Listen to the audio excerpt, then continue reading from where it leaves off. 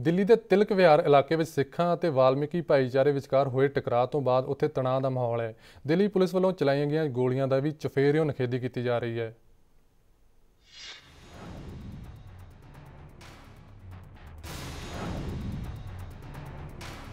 Delhi police की कारगुजारी की एक बार फिर आम जनता वालों निंदा की जा रही है।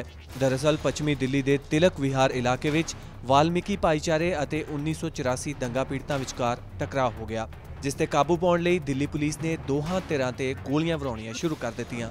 इस कारण दोहां धिरां दे 18 जने जख्मी हो गए। 24 घंटे बीत जाने के बावजूद भी तिलक विहार इलाके में हाले भी तनाव का माहौल बनया होया है, क्योंकि इलाके नूं पुलिस छावनी विच तब्दील कर दिता गया है। हालांकि टकराव के कारणों का हाले तक कुछ पता नहीं लग सका है।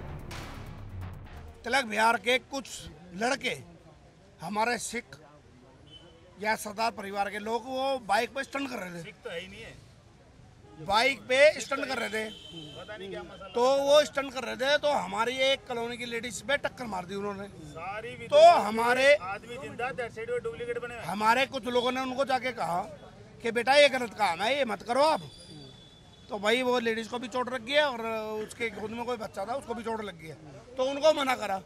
मना करने के बावजूद उन्होंने हमारे ही उन जो लोग समझाने वाले थे उन पे अटैक कर दिया, उनको लड़ाई झगड़ा करा। और हमारे बाबू उनको इतना ही चाहिए था और उन्होंने घर में घुस के हमारे यहाँ कॉलोनी में 80 गज में अटैक कर दिया। इस पूरी कशमकश विच 4 जने गंभीर रूप विच जख्मी हुए ने, जिन्हां नूं हस्पताल विच इलाज लई लिजाया गया है। 4 विचों एक नूं हस्पताल विचों छुट्टी दे दी गई है। हालात के मद्देनज़र 3 कंपनियां नूं शांति बनाए रखण दी जिम्मेवारी सौंपी गई है, जिस विच पुलिस ਅਤੇ ਪੈਰਾਮਿਲਟਰੀ फौजां भी शामिल ने। ਦੋਹਾਂ ਧਿਰਾਂ ਦੇ ਪੀੜਤਾਂ ਦੇ ਇੱਕ ਦੂਜੇ ਲਈ ਵੱਖਰੇ ਵਿਚਾਰ ਨੇ।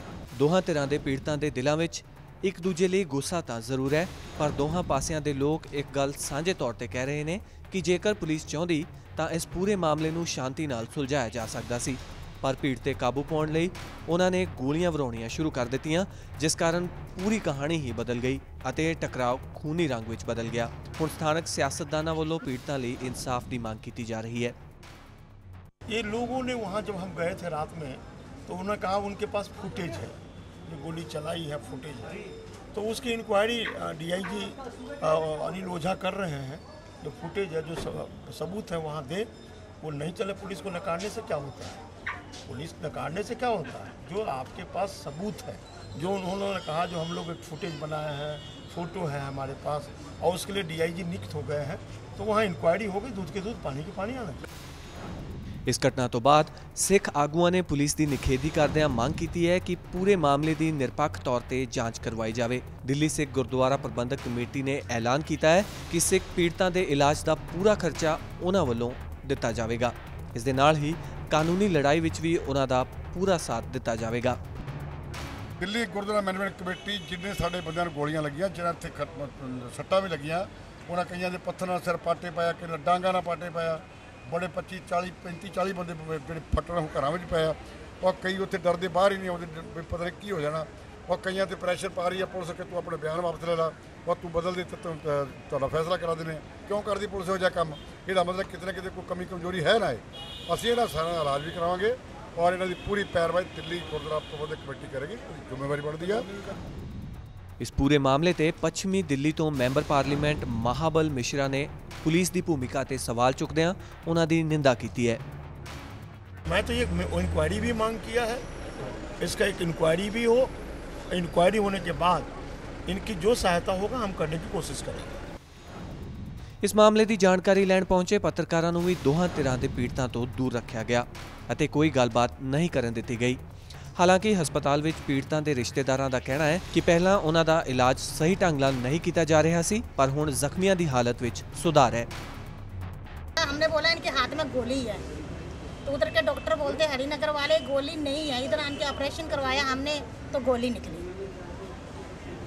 कोई हमारी देखभाल उधर बिल्कुल भी नहीं हो। दीनदयाल में खून बहता जा रहा है, खून बहता जा रहा है लड़के का। हम बोल रहे हैं, मैं रोई जा रही हूँ। मैंने कहा हमारे बेटे का बहुत खून बह रहा है। उन्होंने नहीं सुनाई करी, हमारे को उल्टा डांटने लग पड़े हैं।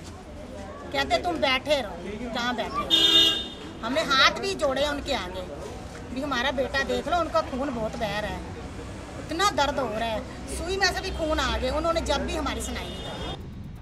इस मौके 1984 सिख कतलेआम की पीड़ित निरप्रीत कौर भी जख्मियों की मदद करती नजर आई। उन्होंने पीड़ितों लिए मुआवजे की मांग की है तां जो कि वो नवे सिरे तो अपनी जिंदगी शुरू कर सकन। माहौल है हुण ठीक होना चाहिए दोनों धिरां तो, पर जिहड़ा नुकसान होया इन्हां दे जिन्हां दे सट्टां लगियां ने उन्हां दे वास्ते की सोचिया सरकार ने ते की सोचिया कमेटी ने, वो भी होना चाहिए। जिन्हां दा नुकसान होया वो तो बेचारे पता नहीं किद्दां इन्हां ने जोड़ के पैसा अपनियां गड्डियां पाईयां ने, अपनियां दुकानां खोलियां, घरां 'च समान लिया, इन्हां ने अंदर वड़ तोड़ता, ਉਹਦੇ ਬਾਰੇ भी सोचना चाहिए और ਇਹਨਾਂ ਦਾ इलाज कराना चाहिए। दिल्ली सिख गुरुद्वारा मैनेजमेंट कमेटी के साबका प्रधान अवतार सिंह हित ने दावा किया है कि इस पूरे तनाव पिछे सियासी लोगों का हाथ है जो कि चोणां के मद्देनज़र एक खास भाईचारे के लोगों ਦੀਆਂ वोटां इकट्ठियां करनियां चाਹੁੰਦੇ ਨੇ।